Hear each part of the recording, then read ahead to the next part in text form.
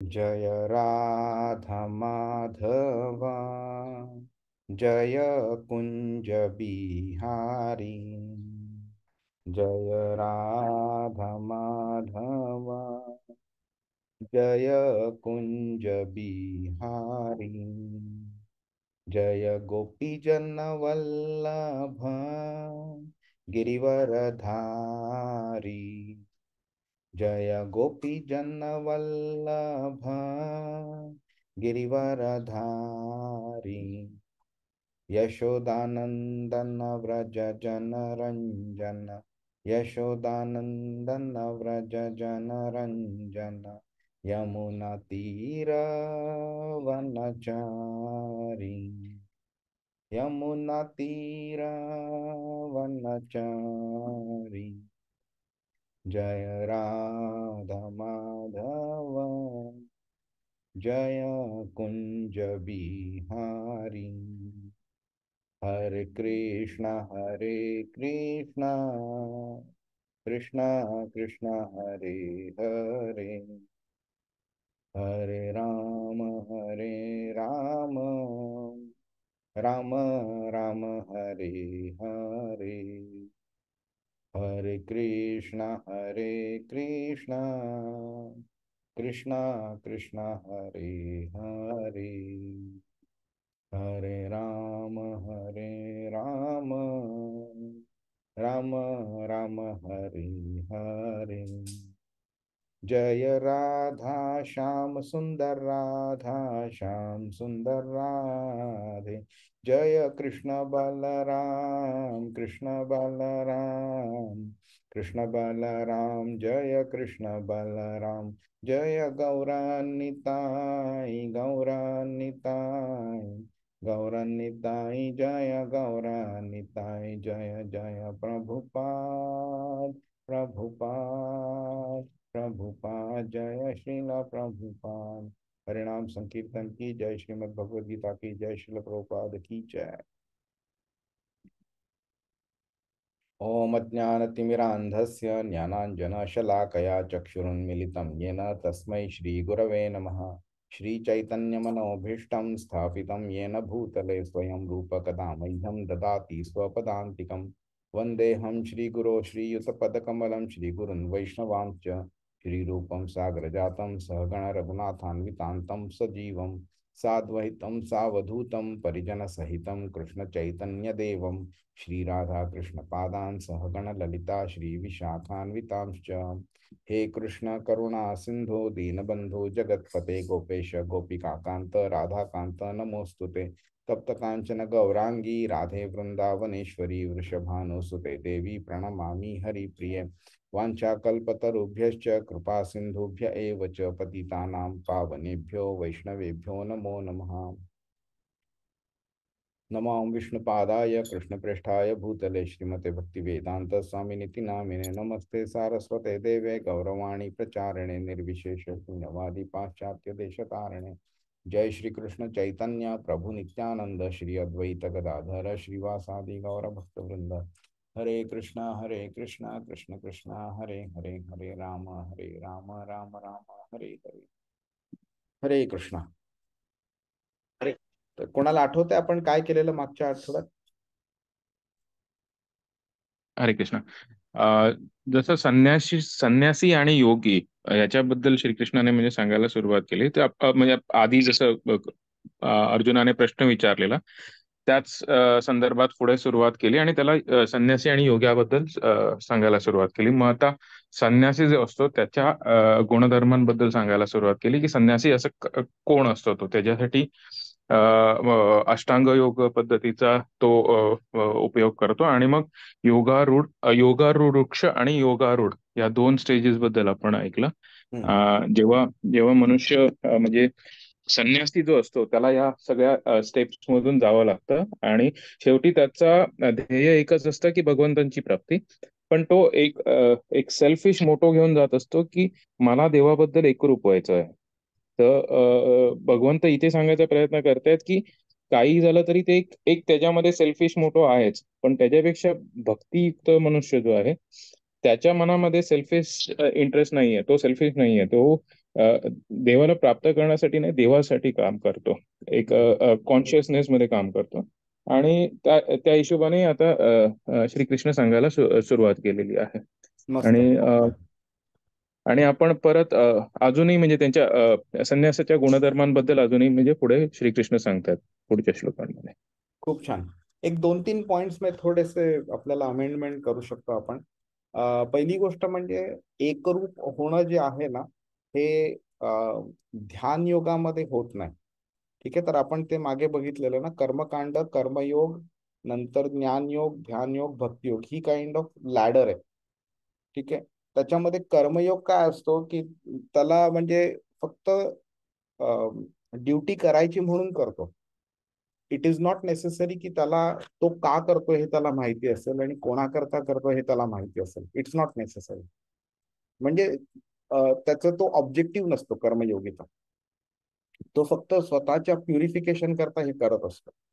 मग नंतर काय होतं, ज्ञान जेव्हा आपण कर्मामध्ये मिक्स करतो, जे आपण 4थ्या अध्यायामध्ये पार्शली बघितलं होतं, त्याच्यावेळी काय होतं की आपण का करतोय ही गोष्ट हे व्यक्तीला कळायला लागतं. आणि मग काय होतं की तो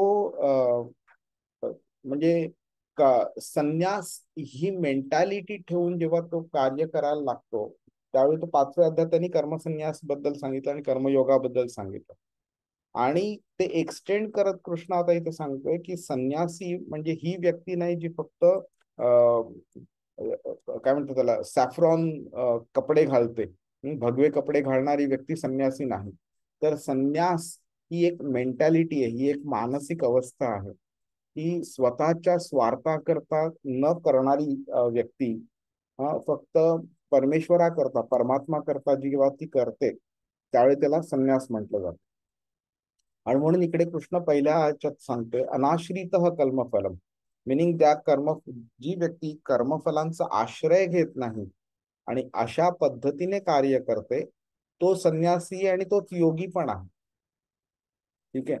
तर कारण काय होतं की आपल्याला वाटतं की संन्यासी म्हणजे कपडे घालणारी व्यक्ती, नंतर घरापासून लांब राहणारी व्यक्ती वगैरे. पण जर का त्याची शुद्धता झाली नसेल मानसिक, तर अशा फिजिकल अवस्थेला काही व्हॅल्यू नाहीये. आणि मग कृष्ण असं सांगतो की न ही संन्यस्त संकल्प, मिनिंग जी व्यक्ती संकल्प घेत नाही की ह्या काय म्हणतात ते ह्या गोष्टी सोडण्याची, तो कधी योगी बनू शकत नाही. पण जी व्यक्ती असा असंन्यस्त म्हणजे ज्यांनी संकल्प घेतलेला आहे, ती योगी बनू शकते व्यक्ती.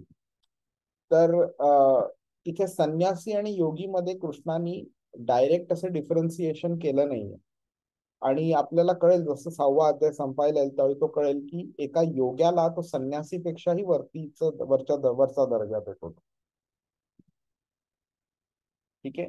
तिसऱ्या श्लोकामध्ये त्यांनी 2 स्टेजेसचं एक्सप्लेनेशन दिलंय. तर पूर्ण जे अष्टांग योग, 8 योग, जे 8 अंग आहेत त्याचं डिव्हिजन जर आपण केलं तर यम, नियम, आसन, प्राणायाम आणि प्रत्याहार हे आरुरुक्ष या स्टेजमध्ये येतात. आणि धारणा, ध्यान, समाधी हे योगारूढ, आरूढ या स्टेजमध्ये येतात. तर आता हे सांगण्याचं कारण काय, डिव्हिजन करण्याचं कारण का, तर कृष्ण हे सांगतोय की जी लोक आरुरुक्ष स्टेजला आहेत, त्यांनी कर्म करत राहायला पाहिजे. कर्म करता करता पण मिनिंग संकल्प घेतला की त्यांनी त्यांनी असं की मी माझ्या फिजिकल मटेरियल डिझायर्स फुलफिल करण्याकरता मी कर्म करणार नाही. मी करणार ते कम्प्लिटली सेल्फलेस पद्धतीने करणार. अशा स्टेजमध्ये जेव्हा व्यक्ती कर्म करते, तर ती पद्धत त्याच्या स्पिरिच्युअल प्रोग्रेसला कारणीभूत ठरते. ओके. पण ते काय होतं, आपण तो बसचं आणि दिल्लीवरनं नेपाळला जाण्याचा, माउंट एव्हरेस्टला जाण्याचा आपण तो एक्झाम्पल बघितलेला. त्यातनं आपण बघितलं की ही पद्धत एका पर्टिक्युलर स्टेजला घेऊन जाण्याकरता युजफुल आहे. त्याच्यानंतर ही पद्धत आपल्याला स्टॉप केली पाहिजे आणि दुसरी पद्धत घ्यावी लागते. जसं आपण 10वी पर्यंत आपण शिक्षण शाळेमध्ये घेतो, नंतर कॉलेजमध्ये जातो, ही एक वेगळी संस्था असते. नंतर काम आपण एका वेगळ्या कंपनीत करतो, किंवा हायर एज्युकेशन वगैरे जे असतं, मास्टर्स वगैरे वगैरे, पीएचडी वगैरे, हे आपण वेगळ्या वेगळ्या संस्थांमध्ये घेतो. तसंच जर का आपण ठरवलं नाही मी या शाळेतच राहणार आणि पीएचडी करणार, तर ते शक्य नाहीये. ते शाळा तशीच आपल्याला ऑपॉर्च्युनिटीज देत नाही. तर कर्म करत राहणं हे आरुवृक्ष स्टेज करता ओके आहे, पण आरूढ स्टेजला जाण्याकरता आणि तिकडनं प्रोग्रेस करण्याकरता ते पॉसिबल नाहीये. म्हणून कृष्ण बोलतो शम कारणम उच्यते. हे कर्म जे आहे हे शम म्हणजे थांबवणं, ह्याचा ह्याच्यामुळे आपण प्रोग्रेस करू शकतो. तर आता आपण पुढचा श्लोक बघूया. आणि कोणाला काही प्रश्न आहे? अध्याय 6 श्लोक संख्या 4. यदा हीनेन्द्रियार्थेषु न कर्म स्वनुषज्यते सर्वसंकल्प संन्यासी योगारूढस्तदोच्यते. अनुवाद कोण वाचतं? हरे कृष्ण. जेव्हा मनुष्य सर्व प्रकारच्या भौतिक इच्छांचा त्याग करतो, तसेच इंद्रिय तृप्ती अत्यर्थ कर्मामध्ये आणि सकाम कर्मामध्येही प्रवृत्त होत नाही, तेव्हा तो योगारूढ झाल्याचे म्हटले जाते. हरे कृष्ण. हरे कृष्ण. आता काय झालंय, कृष्णाने तिसऱ्या श्लोकामध्ये, आधीच्या श्लोकामध्ये एक बिगिनर स्टेज जी असते आरुरुक्ष, आणि एक ऍडव्हान्स स्टेज जी आहे आरूढ, ते त्यांनी मांडले होते. आता तो काय करतो, जी ऍडव्हान्स स्टेज आहे योगारूढ, ओके, त्याची डिटेल देतोय आणि क्वालिफिकेशन पण सांगतो इथे. ठीक आहे. आणि कसं असतं की डायरेक्टली कोणी आरूढ स्टेजला जाऊ शकत नाही. आरूढ ही स्टेज क्रॉस करून नंतर मग आरूढ स्टेजला जावं लागतं. तर मग आरूढ स्टेज मधनं आपण कधी समजू शकतो की आपण क्वालिफाय झालोय म्हणून? तर ती व्यक्ती आरूढ स्टेज मधनं पूर्णपणे शुद्ध झाला आणि त्याला जेव्हा जाणवायला लागेल की बाबा आता मला फोकस कम्प्लिटली परमात्म्यावरती करायचंय आणि हे काम करत राहणं म्हणजे आता मला थोडं त्याच्यामध्ये वेळ माझा फुकट जातोय, मग अशा वेळेला मग ज्याला जाणवतं की बाबा हा आता आपण पुढच्या स्टेजला पोहोचू शकतो, आणि त्यावेळी तो स्वतःच हे कार्य वगैरे थांबवू शकतो. ओके. तर आता यदाही नेंद्रिय अर्थेषु म्हणजे न इंद्रिय अर्थेषु, इंद्रिय अर्थेषु म्हणजे इंद्रियांच्या प्रित्यर्थ जो न कर्म स्वनुषज्यते, जो जो कर्म करत नाही,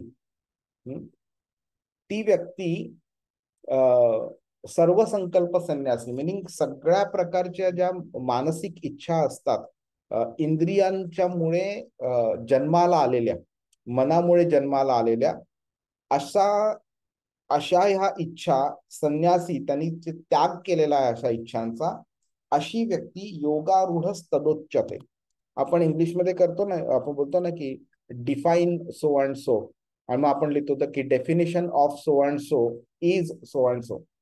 तर तसंच संस्कृतमध्ये म्हणताना आपण तदोच्यते असं उलटं. तद म्हणजे ती गोष्ट, उच्चते meaning it is defined as. तर कृष्ण बोलतो योगारूढच तदोच्यते, योगाच्या आरूढ स्टेजवरती जी व्यक्ती आहे त्या व्यक्तीच्या क्वालिफिकेशनची आणि एलिजिबिलिटीची डेफिनेशन काय आहे, तर यदाही नेंद्रियार्थेषु न कर्म स्वनुषज्यते सर्व संकल्प संन्यासी. जो व्यक्ती इंद्रियांच्या प्रित्यर्थ काम करत नाही आणि त्यांनी सगळ्या मानसिक भौतिक इच्छांचा त्याग केलेला आहे. आता हा श्लोक कसा आहे की ह्या 5व्या श्लोकापासून 9व्या श्लोकापर्यंत कृष्णाने मनावर कंट्रोल का आणि कसा करावा ह्याचं एक ब्रीफ उत्तर दिलेलं आहे. आणि हा श्लोक आहे, हा काइंड ऑफ ट्रान्झिशन पॉइंट आहे. पहिल्या, दुसऱ्या, तिसऱ्या श्लोकामध्ये कृष्णाने हे जे संन्यासी कोण, योगी कोण, आणि एक संन्यासीची मेंटॅलिटी काय असली पाहिजे, आणि योगारूढ आणि आरुरुक्ष ह्याचं डेफिनेशन सांगितलं.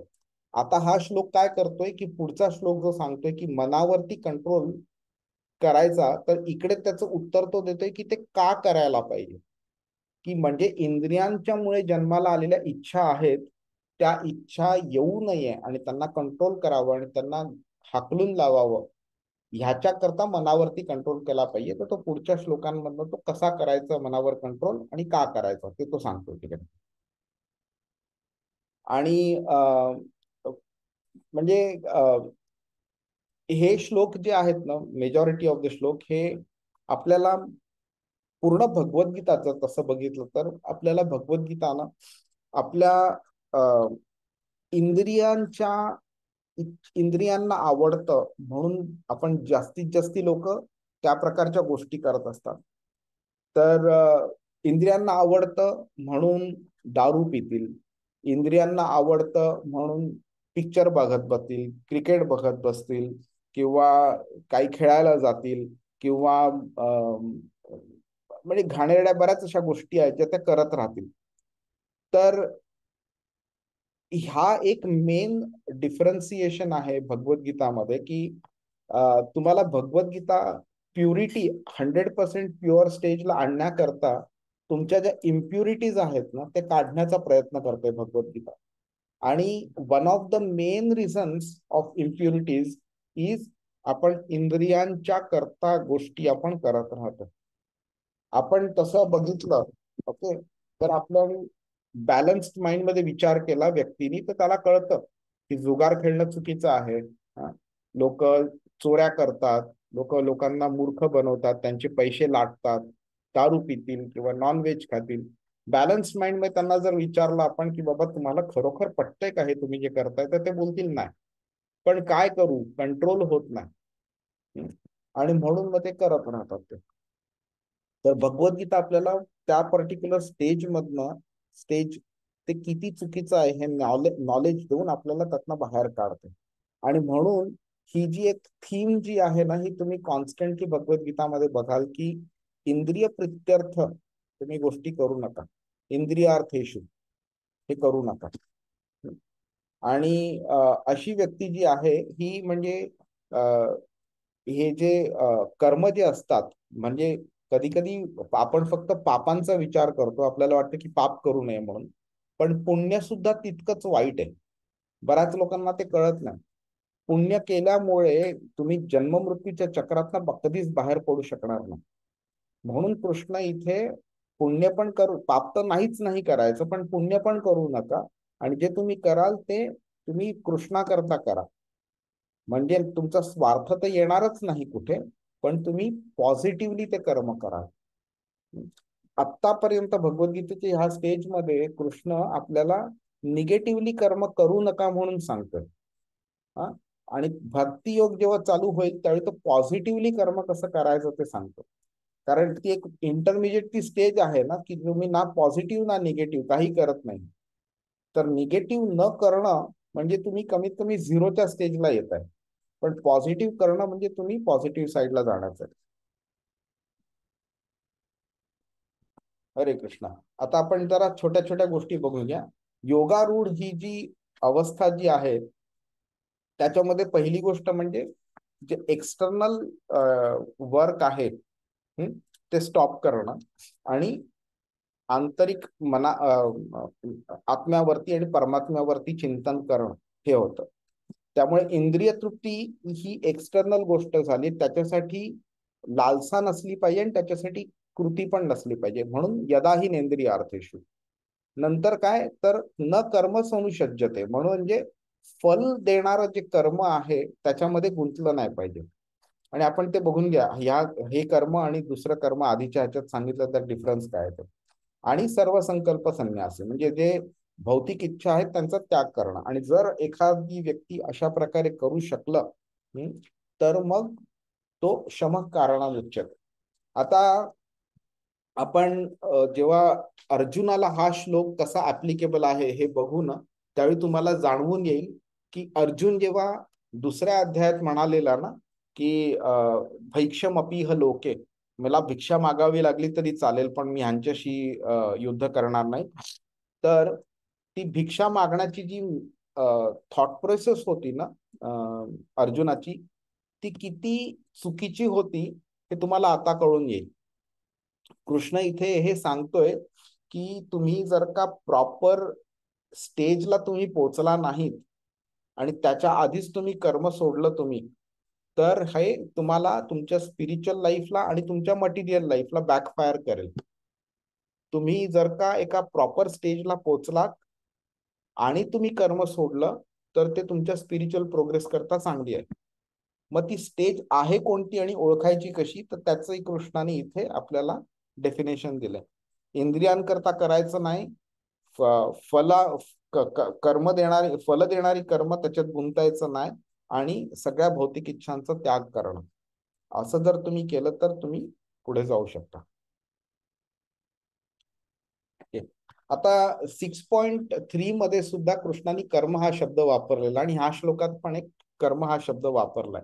तर त्या दोघांमध्ये काय फरक आहे तर बघूया. तर तिसऱ्या श्लोकामध्ये कृष्णाने सांगितलेलं आहे की आरुरुक्ष अवस्थेमध्ये म्हणजे त्या स्टेजला कर्म करत राहणं चांगलं आहे. आणि इकडे कृष्ण बोलते की कर्मामध्ये गुंतू नका. तर हे दोन्ही कर्म सेम नाही आहेत. आरुरुक्ष स्टेजमध्ये सुद्धा इंद्रियांप्रित्यर्थ कर्म करणं हे चुकीचंच आहे. तर ते कृष्ण तिकडे बोलतच नाही. तिकडे जो तो बोललेला आहे की आरुरुक्ष स्टेजमध्ये कर्मयोग जो आहे त्या भागातला कर्म करणं, ती कृती करणं, सेल्फलेस कृती करणं, ह्याचा तिसऱ्या श्लोकात त्यांनी संदर्भ दिलेला. पण इकडे जो तो बोलतोय तो काम्य कर्माबद्दल बोलतोय. तो काम्य कर्म म्हणजे कसं, तर वेदांमध्ये सांगितलेलं आहे अमुक एका देवतेची पूजा केली तर तमुक एक फळ प्राप्त होतं, म्हणून व्यक्ती अमुक एका देवतेची पूजा करतो. तर त्याच्या करता पूजा करताना ते जे कर्म करावं लागतं ते काम्य कर्म, कारण काम वासना तुमच्या मनामध्ये असल्यामुळे तुम्ही कर्म करता. एखाद्या व्यक्तीला खूप पैसा हवा आहे त्यावेळी तो लक्ष्मी मातेची पूजा करतो. एखाद्या व्यक्तीला चांगली पत्नी किंवा चांगला पती हवा आहे म्हणून तो अमुक एका देवताची पूजा करतो.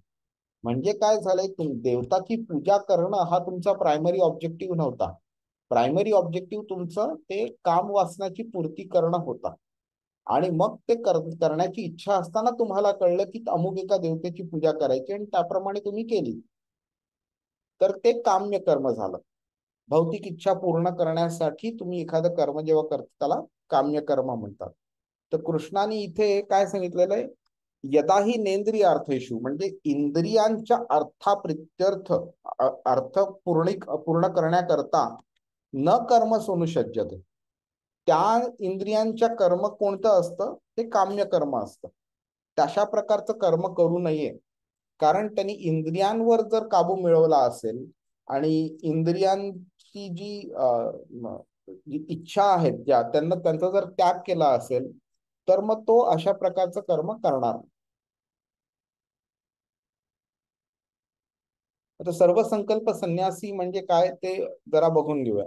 तर सामान्यतः आपण काय विचार करतो की संन्यास हा जेव्हा शब्द येतो किंवा संन्यासी हा शब्द येतो तेव्हा आपल्याला वाटतं की हा त्यांनी भगवे कपडे घातलेले आहेत किंवा त्यांनी घर सोडलेलं आहे किंवा तो इकडे तिकडे नुसता फिरत असतो वगैरे.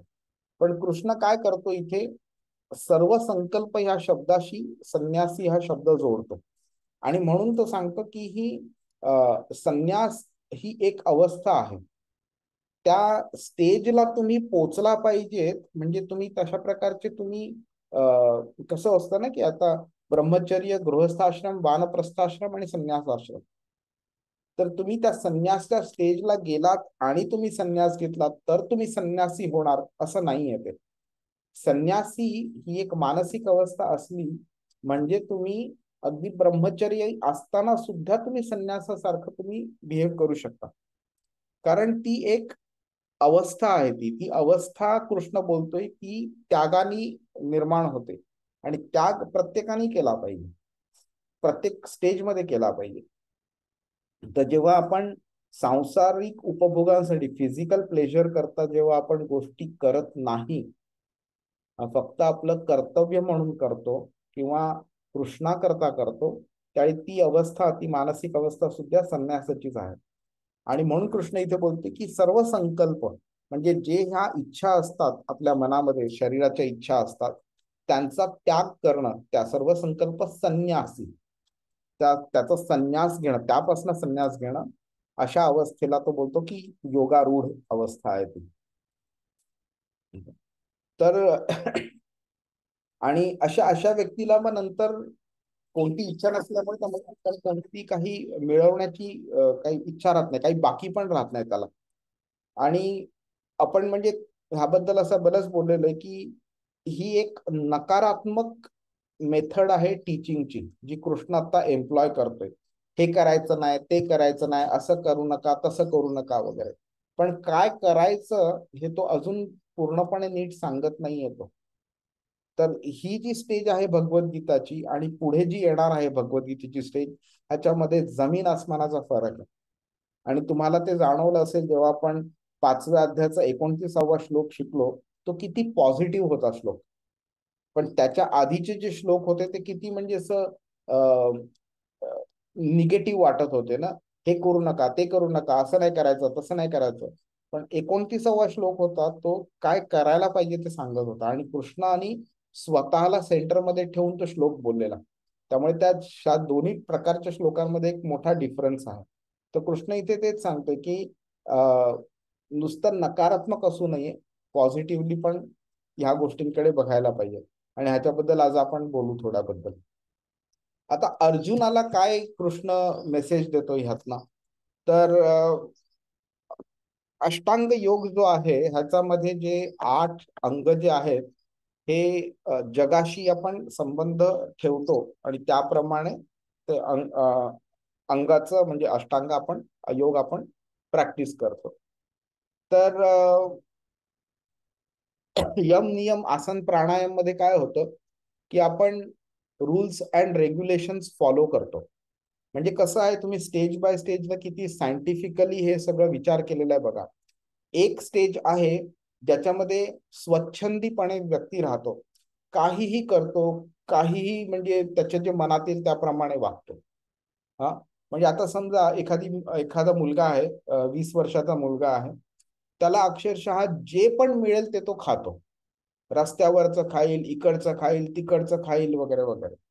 Over a period of time काय होईल, त्याचं शरीर म्हणजे खूप जाडा जाडा होत राहील, त्याची पॉवर कमी होईल, नंतर आजारी पडत राहील, त्याची इम्युनिटी पॉवर ती आहे ती कमी होईल. मग नंतर मग डॉक्टर काय बोलतील की अरे बाबा बाबा तू जरा शरीराकडे लक्ष घे, आता तू ह्या गोष्टी करायच्या आणि ह्या गोष्टी करायच्या नाही. ते झालं यम नियम ही स्टेज. ओके, रूल्स अँड रेग्युलेशनच्या बेसिसवरती आपण आपलं जीवन घडवतो. म्हणजे स्वच्छंदीपणामध्ये जे आपण करायला नको ते आपण यम नियम मध्ये नाही करत, आणि जे करायला पाहिजे ते यम नियम मध्ये आपण करतो. मग नंतर येतं आसन आणि प्राणायाम. एका पद्धतीने आपण बसलो कॉन्स्टंटली वगैरे, तर ग्रॅज्युअली काय होतं, आपण आपल्या पेशन्स वाढतो, मनावरती थोड्या प्रकारे कंट्रोल निर्माण होतं. कारण तुम्ही आता बघत असाल ना की बऱ्याच लहान मुलांना अक्षरशः म्हणजे ते 4, 5, 6 महिन्याचे असल्यापासून आई वडील त्यांना टीव्ही दाखवतात, व्हिडिओ गेम्स वगैरे सगळे दाखवत राहतात, युट्यूबच्या व्हिडिओज वगैरे दाखवतात. ह्याच्यामुळे काय होतं, मुलांमध्ये एक इम्पेशन्स क्रिएट होतो आणि एका प्रकारे जो एक कामनेस असला पाहिजे माइंडमध्ये, एक कंट्रोल असला पाहिजे, तो कमी कमी होत जातो. त्यामुळे चंचलता जी आहे ना मुलांमध्ये ती वाढत राहते. एखाद्या मुलाला आपण सांगितलं की बाबा काही करू नको, 5 मिनिटं फक्त शांत बस, कृष्णाचं ध्यान कर, तर तो 5 सेकंदापेक्षा जास्ती बसू नाही शकणार. शरीराची चुळबुळ चालू होईल त्याची वगैरे. आणि डीप मध्ये टेक्निकली जर बघितलं हे, तर हे रजोगुणामुळे होत आहे. रजोगुणाची एक क्वालिटी आहे, कॅरेक्टरिस्टिक आहे, ज्याच्यामुळे हायपर ऍक्टिव्ह व्यक्ती बनत जातो. त्याच्यामुळे जो रजोगुण शरीरामध्ये वाढलेला असतो त्याच्यामुळे त्याला असं एका ठिकाणी बसणं त्याला जमत नाही. त्याला हे अशा गोष्टींमुळे वाढत राहतं. कारण काय होतं, तर हे एवढ्या अर्ली एज मध्ये त्यांच्या मनावरती कंट्रोल येण्याआधी त्यांना ह्या अशा गोष्टी ज्या रजोगुण वाढवतात अशा गोष्टींना त्यांना एक्सपोज केल्यावरती ऑटोमॅटिकली ते आपल्याला त्याचा इम्पॅक्ट दिसायला चालू होतो. तर तो कंट्रोल करण्याकरता आसन आणि प्राणायाम हे रेकमेंडेड आहे. ते 3rd आणि 4th स्टेज मध्ये येतात. आसन आणि प्राणायाम मध्ये काय होतं, आपण आपल्या पोस्चर्स, बॉडी, नंतर माइंड वरती कंट्रोल करायला चालू करतो. ब्रेथमुळे आपण आपल्या माइंडला अजून चांगलं कंट्रोल करू शकतो. मग अशा स्टेजला आल्यावरती एका सफिशियंट लेवलचा कंट्रोल मनावरती आल्यावरती नंतर मग आपण इंद्रियांना कंट्रोल करायचा प्रयत्न करतो. ते प्रत्याहार स्टेजमध्ये होतं. ओके. आता ही जी अवस्था आहे प्रत्याहारमध्ये, त्यांना इंद्रिय वस्तूंशी संबंध आपण कट ऑफ करायचा प्रयत्न करतो आणि मग त्या व्यक्तीला धारणा, ध्यान आणि समाधी ह्या पुढच्या स्टेजला जायला पॉसिबल होतं. मग काय म्हणजे इकडे रिक्वायरमेंट काय आहे की तुम्ही जे स्वतःला तुम्ही भौतिक जगापासून कट ऑफ करणं मॅन्डेटरी बनतं आणि जोपर्यंत तुम्ही ते करू शकत नाही तोपर्यंत तुम्हाला आरूढच्या स्टेजला जायला ते पॉसिबल होत नाही. आणि ते असिस्ट करण्याकरता कृष्ण ध्यान योगाचा तो पुढचा जो मार्ग आहे तो एक्सप्लेन करत आहेत. त्याच्यात कृष्णाने पहिलीच ते 11व्या श्लोकापासून त्यांनी ते सांगायला चालू केलेलं 6व्या अध्यायाच्या. त्याच्या पहिल्याच श्लोकामध्ये पहिलंच वाक्य तो बोलतो, शुचौ देशे प्रतिष्ठाप्य. म्हणजे शुचौ म्हणजे एखादी चांगली जागा जी असेल जिकडे डिस्टर्बन्स नाही मिळणार तुम्हाला, ओके, अशा जागी तुम्ही जा आणि स्वतःला स्थापित करा आणि तिकडे तुम्ही तुमचं ध्यानयोग चालू करा. म्हणजेच जंगलात जाऊन राहा वगैरे हे तो सांगतो, रेकमेंड करतो.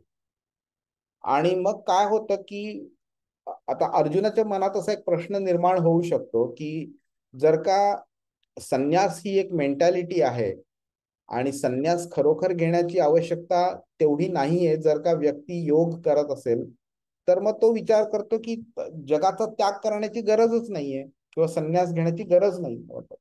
तर कृष्ण इथे काय त्याला स्पष्ट करतोय की तसं नाहीये ते, की ज्या स्टेजला तुम्ही आहात त्या स्टेज रिलेटेड तुम्हाला कार्य करायचं. जर का तुम्ही इंद्रिय तृप्तींची इच्छा कायम राहिली तुम्ही, तर तुम्ही यम नियमच्या स्टेजमध्येच राहाल. तुम्ही पुढे जाऊ शकणार नाही.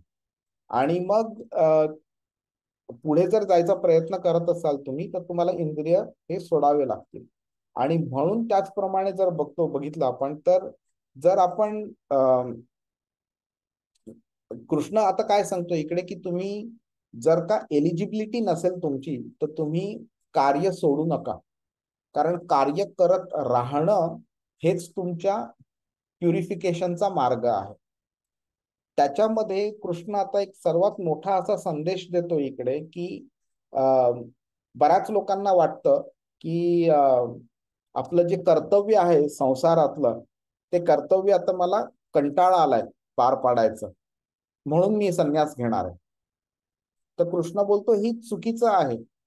सांसारिक कर्तव्याचा जो तुमचा मार्ग आहे त्या गुंतागुंतीपासून सुटका हवी आहे म्हणून तुम्ही संन्यास घेताय, ही पद्धत चुकीची आहे.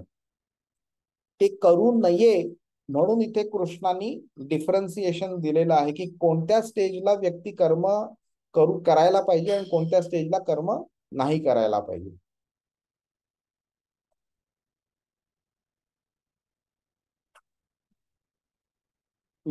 आपण असं अज्युम नाही करू शकत की बाबा हा आता मला संसाराचा कंटाळा आलेला आहे म्हणजे मी आरूढ स्टेजला पोहोचलो आहे म्हणजे मी आता कर्म नाही केलं तरी चालेल.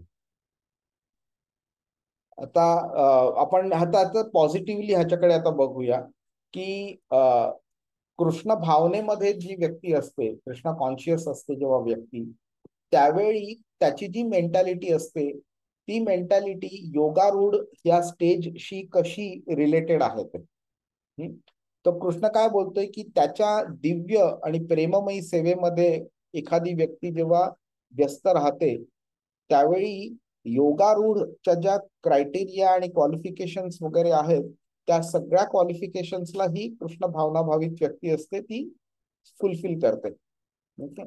त्यामुळे कृष्ण काय बोलतो की अशी व्यक्ती स्वतः सुद्धा पूर्णपणे तृप्त होते आणि तो त्याला असं म्हणजे वासनेपासनं निर्माण झालेली जे कर्म आहेत त्याच्याशी तो संलग्न राहत नाही. तो नाहीतर काय होतंय की जर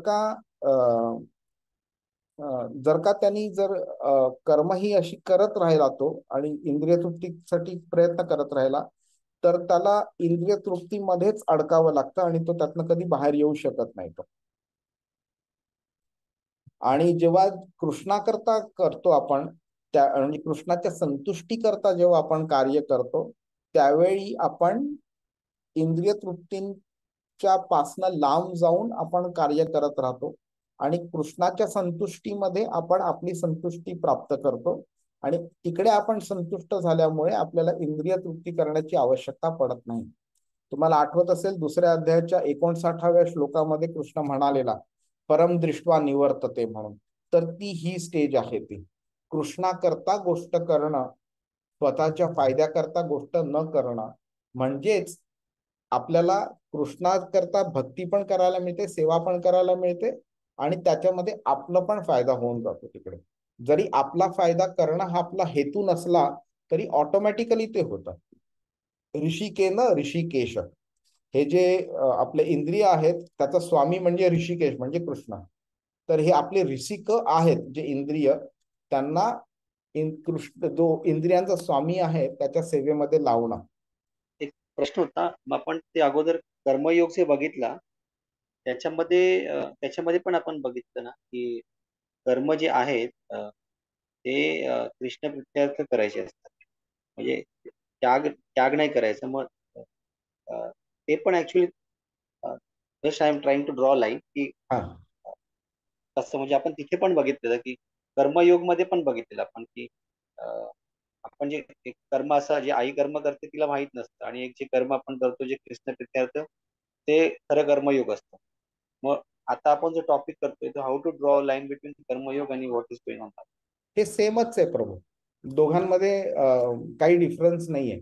गंमत अशी आहे की इकडे कृष्ण आपल्याला फक्त हे सांगतोय की तुम्ही जेव्हा इंद्रियांकरता कर्म करता त्यावेळी तुम्ही लोअर लेवलला तुम्ही जात राहता, पण तुम्हाला हायर लेवलला जायचं असेल तर तुम्ही कर्मयोग करा.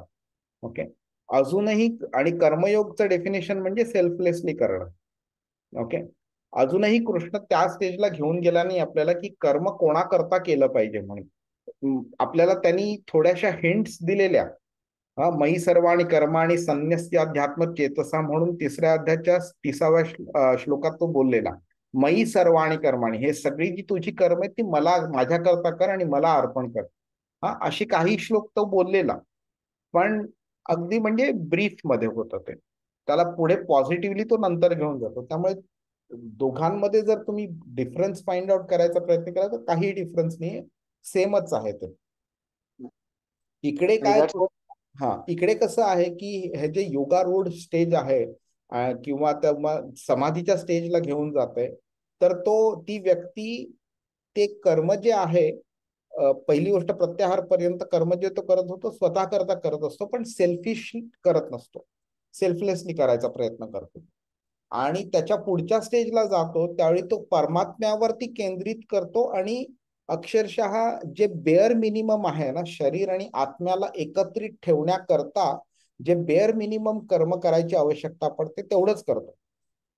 कारण आपण बघितलेलं ना, आपण 5व्या अध्यायाच्या 8व्या आणि 9व्या श्लोकामध्ये प्रलपन विसृजन गृहणन उन्मिशन निमिशन नपी, तुम्ही अगदी श्वास घ्या, डोळे बंद करा, डोळे उघडे ठेवा, तुम्ही खा प्या, तुम्ही एक्सक्रिशन करा, तुम्ही काहीही करा, तुम्ही कर्म करतच राहता तुम्ही. तर जी व्यक्ती त्या आरूढच्या स्टेजला गेलेली आहे तिला सुद्धा पोट ठेवण्याकरता श्वास तर घ्यावा लागेल. बरं, श्वास घेणं जरी तुम्ही बंद केलं, डोळे तर बंद करालच तुम्ही, तर डोळे बंद करणं सुद्धा कर्म आहे, विचार करणं सुद्धा कर्म आहे. त्यामुळे कर्म जोपर्यंत शरीर आहे हे स्टॉप होऊच शकत नाही.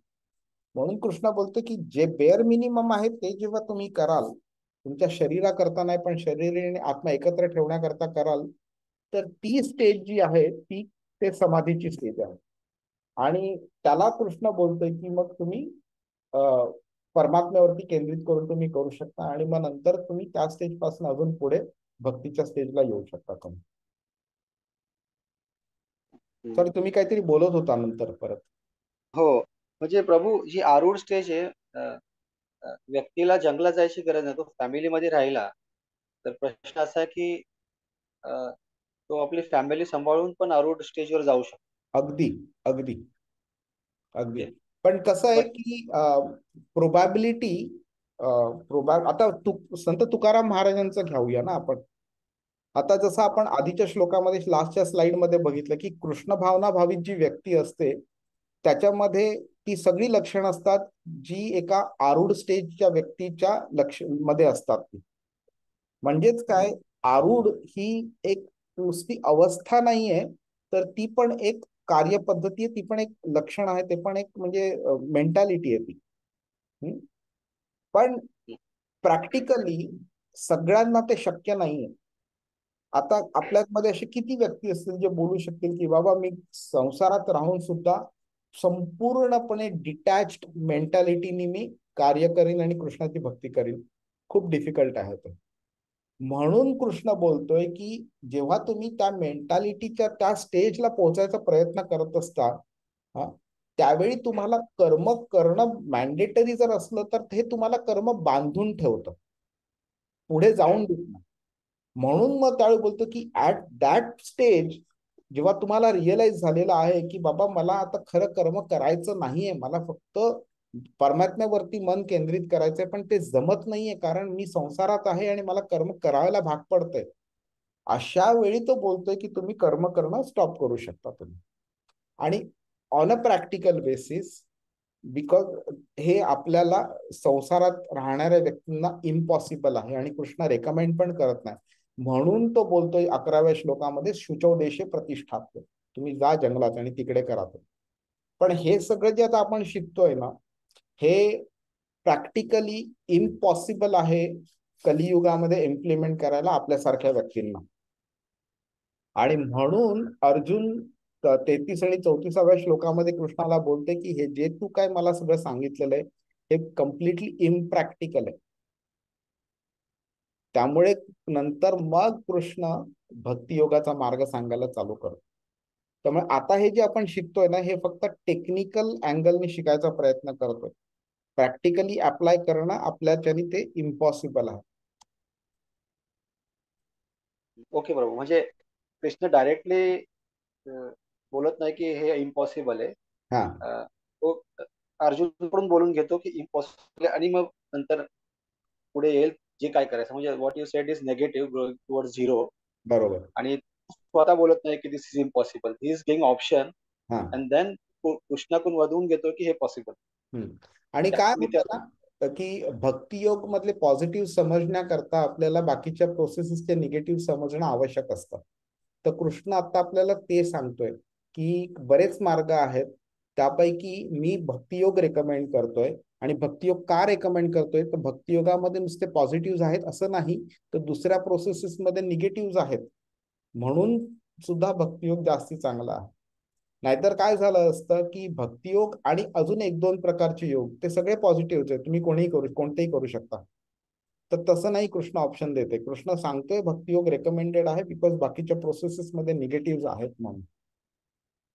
आणि ते निगेटिव्ह काय आहेत हे अंडरस्टँड करतोय आता आपण, ते कृष्ण आता आपल्याला एक्सप्लेन करतो.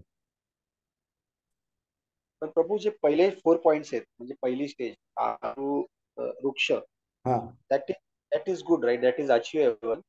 आणि समजा भक्तीमध्ये कॉन्सन्ट्रेट होत नाही, आय थिंक दॅट 4 स्टेज, ते 4 स्टेप जे आहेत, that can be take away, right? ते करू शकतो. पण आता प्रॅक्टिकली जर बघा ना तुम्ही, आपण आपल्या इंद्रियांवरती कंट्रोल खरोखर करू शकतो का?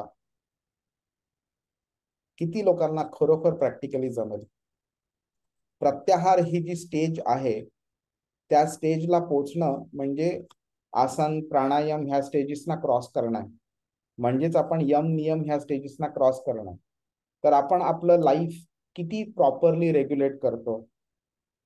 होतं का तेवढं आपल्याला प्रॅक्टिकली? जेव्हा आपण ठरवतो की एखादी गोष्ट चूक आहे, एखादी गोष्ट बरोबर आहे, 100% ऑफ द टाइम्स आपण प्रत्येक वेळी चांगली गोष्ट करतो आणि वाईट गोष्ट करत नाही, असं कधी होतं का?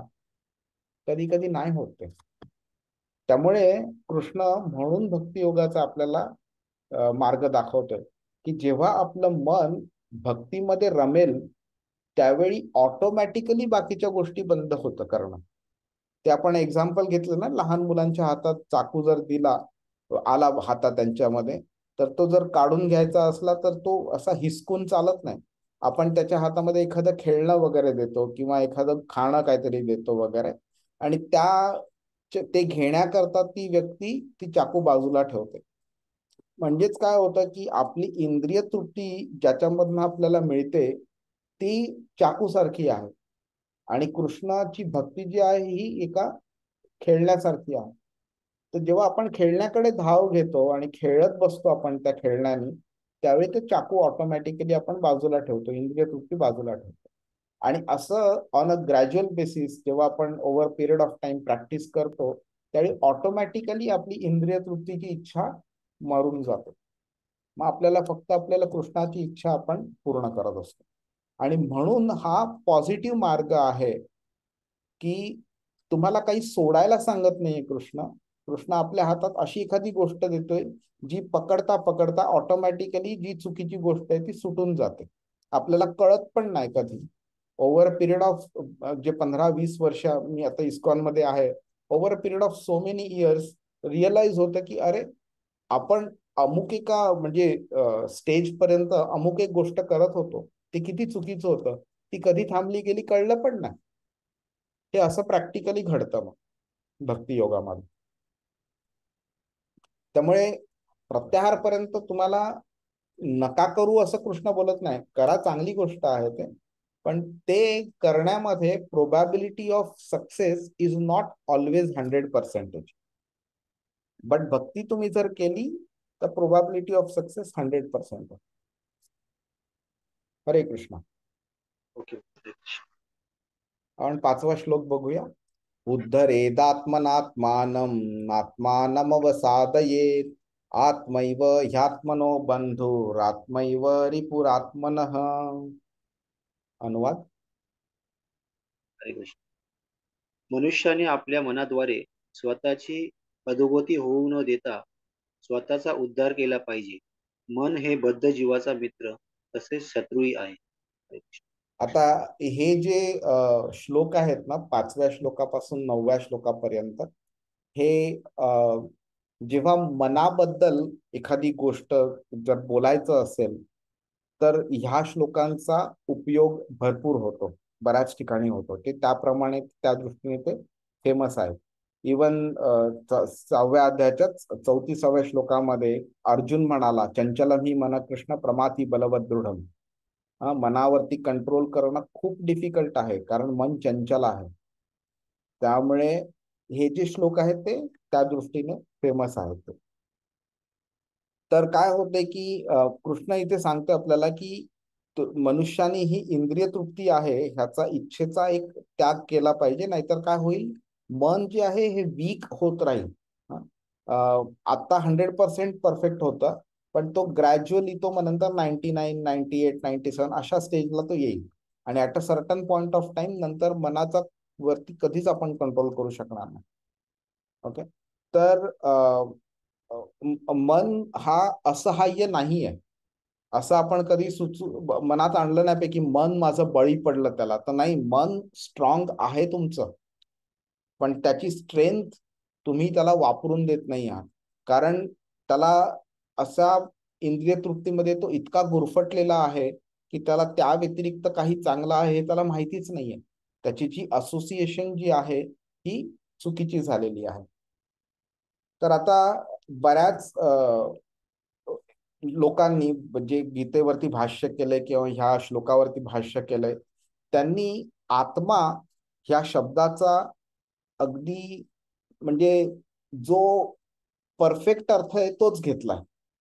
परफेक्ट अर्थ म्हणजे संस्कृतमध्ये काय आहे की प्रत्येक शब्दाचे मल्टिपल अर्थ आहेत आणि ते कॉन्टेक्स्टच्या प्रमाणे ते ऍप्लिकेबल असतात.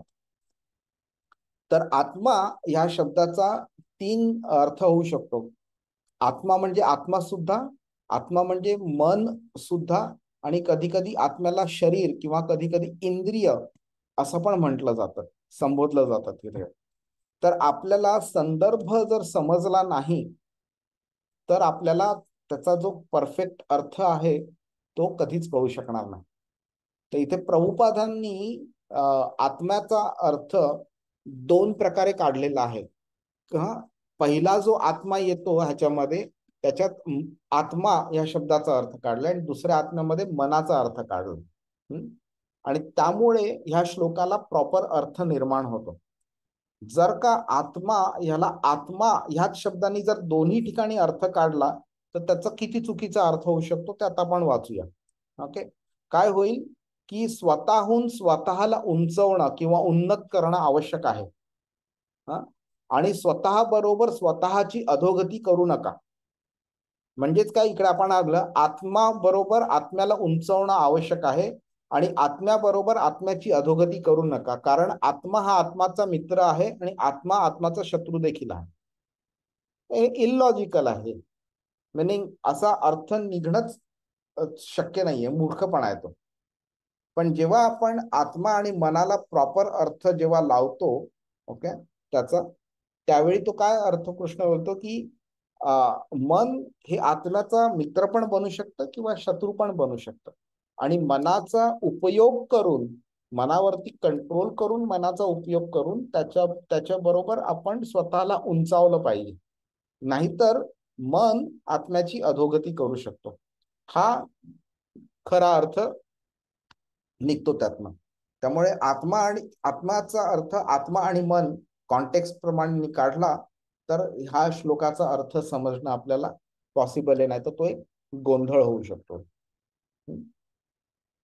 तर पहिला आत्मा, सॉरी मी चुकीचं आधी सांगितलं, पहिला आत्मा हा मनाचा संदर्भ देतो आणि दुसरा आत्मा खरा आत्म्याचा संदर्भ देतो. त्यामुळे ह्याला जेव्हा मन आणि आत्मा जिकडे आपल्याला शब्द टाकले पाहिजेत ते टाकल्यावरती मग तो अर्थ प्रॉपर होतो आणि संदर्भाशी पण सुसंगत आहे. आता कोणीतरी बोलेल की तुम्हाला काय माहिती कृष्णाच्या मनात काय होतं, आत्म्याला आत्माच बोलायचं होतं का मन बोलायचं होतं हे तुम्हाला काय माहिती. तर आपण त्याच्याकरता मग आपण कॉन्टेक्स्ट समजायला लागतो. कॉन्टेक्स्ट आपण कसं बघतो की पूर्ण हा जो विभाग जो आहे 4थ्या श्लोकापासून 9व्या श्लोकापर्यंत हे मनावर कंट्रोल करण्या रिलेटेड कृष्णाने सांगितलंय. 4थ्या श्लोकामध्ये सुद्धा मनाचा उल्लेख केला आहे.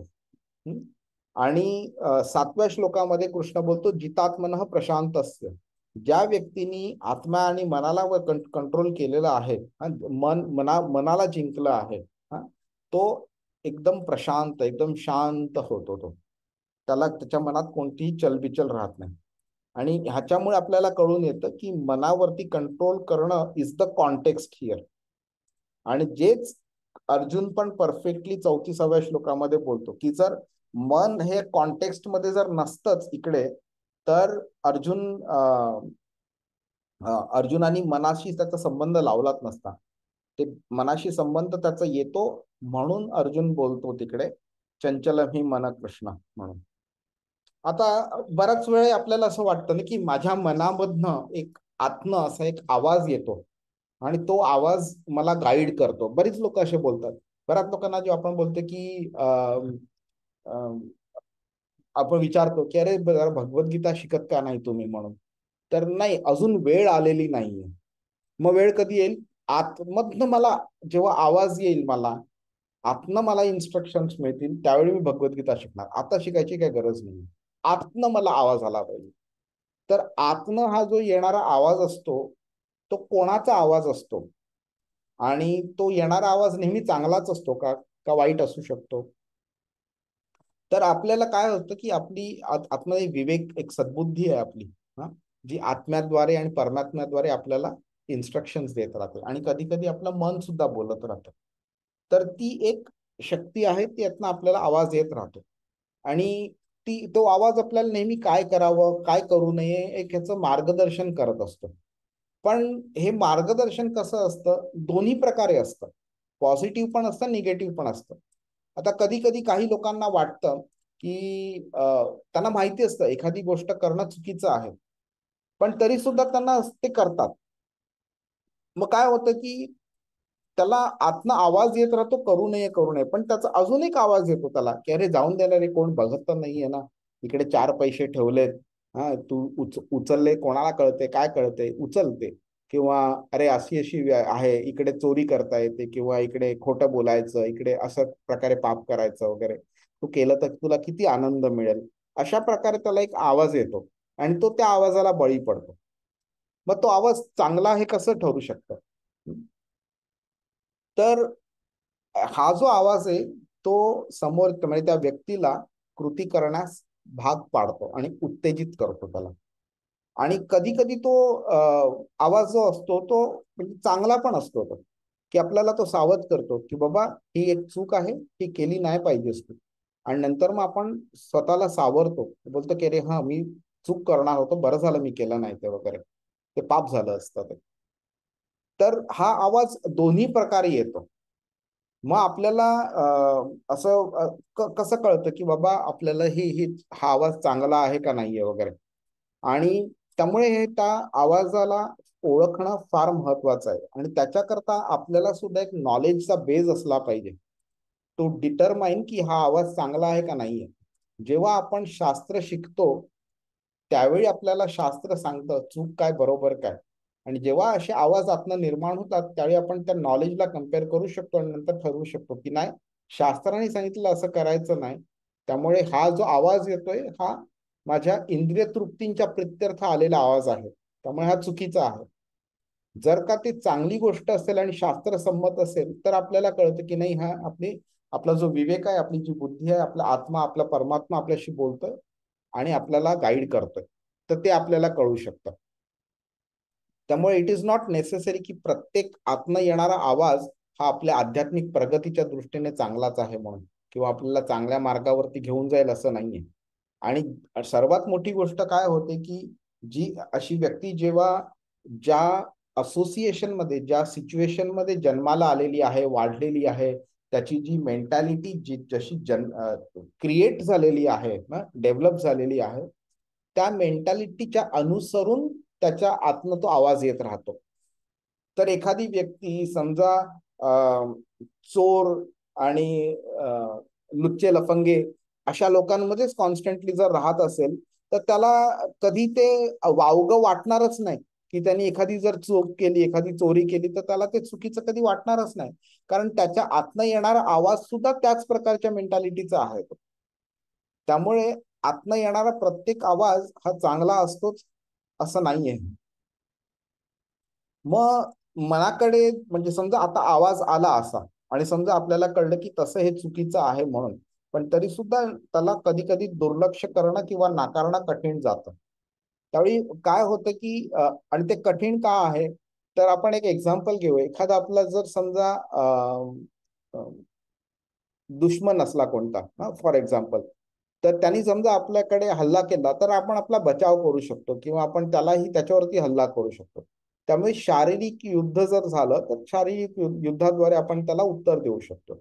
समजा भारत आणि पाकिस्तानामध्ये युद्ध झालं तर भारत पाकिस्तानला शत्रू मानून त्याच्या वरती हल्ला करू शकतो आणि त्याला आपल्या हद्दीपासून लांब ठेवू शकतो. पण मनाचं कसं आहे, मन पहिली गोष्ट स्थूल नाहीये, मन सूक्ष्म आहे. मन आपण बघू शकत नाही आणि मन आपल्या आतमध्ये आहे, मन बाहेर नाहीये. त्यामुळे आणि मनाचा म्हणजे वापर करावा लागतो. मन हे आत्मा आणि इंद्रिय ह्याच्यामधला एक कम्युनिकेशन लिंक आहे ती. जर आत्मा नसेल तर इंद्रियांशी काय इंटरफेस होऊ शकणार नाही आपला.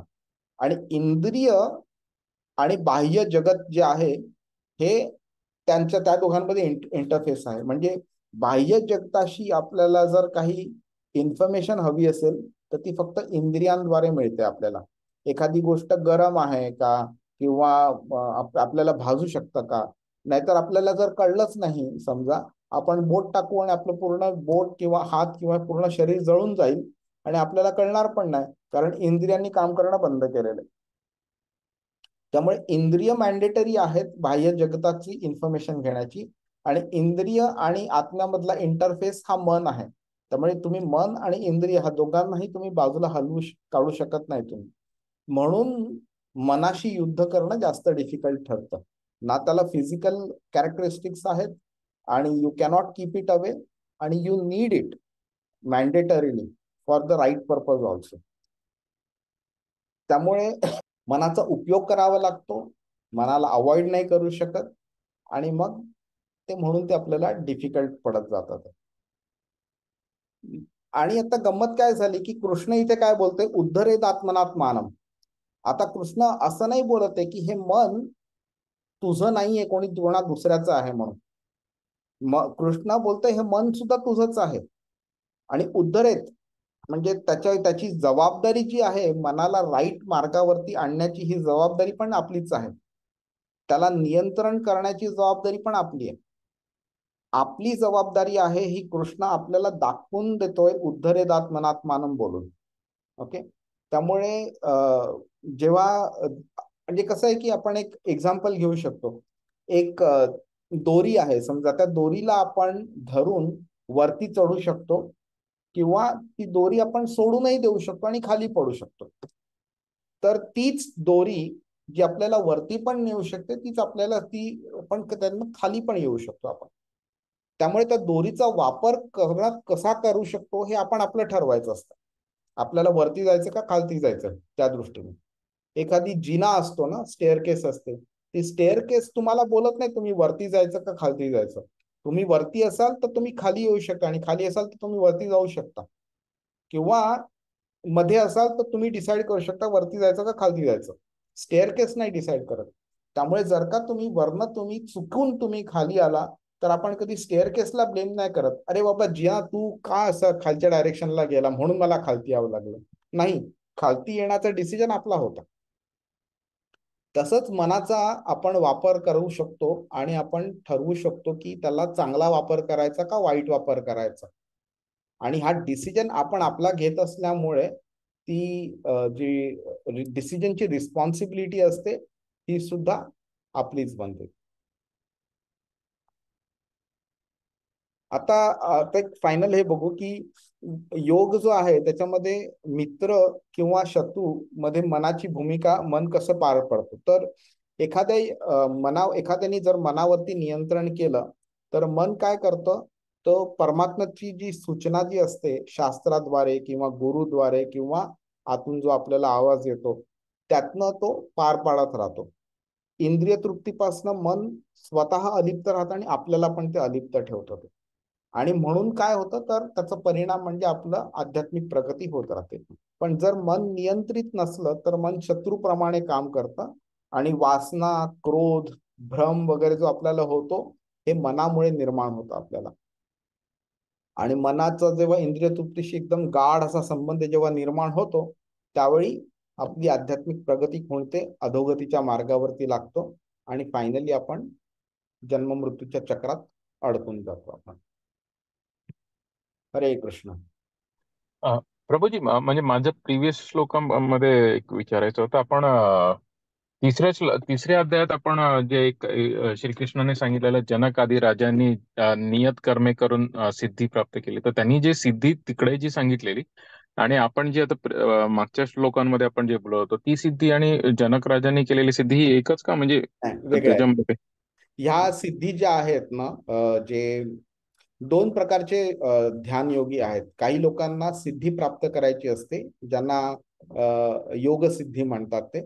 त्या 8 प्रकारच्या सिद्धी आहेत. अनिमा, लघिमा वगैरे, म्हणजे छोट्याहून छोटा होणं, मोठ्याहून मोठं होणं, हलक्याहून हलकं होणं, जडापेक्षा जड अजून होणं वगैरे, अशा पाण्यावरती चालणं वगैरे, हे सगळं हवेत चालणं वगैरे, या सगळ्या वेगळ्या वेगळ्या सिद्धी आहेत. पण ह्या सगळ्या सिद्धी भौतिक झाल्या. त्या तुम्हाला मोक्ष मिळवायला काहीही मदत करू शकत नाही. तर अशा सिद्धी प्राप्त करणं म्हणजे परत जन्ममृत्यूच्या चक्रात अडकण्यासारखंच आहे. पण जे जनकाचं जे एक्झाम्पल कृष्णाने दिलं, ती सिद्धी म्हणजे ह्या 8 अष्टसिद्धी नव्हत्या. ह्या ज्या होत्या त्या कृष्णाकरता, म्हणजे कर्मयोग करून करून, निस्वार्थपणे कर्मयोग करून त्यांनी शेवटी मोक्ष प्राप्त केला. ते ह्या सिद्धी त्या नव्हत्या. थँक्यू. हरे कृष्ण. हरे कृष्ण. Hare Krishna, Krishna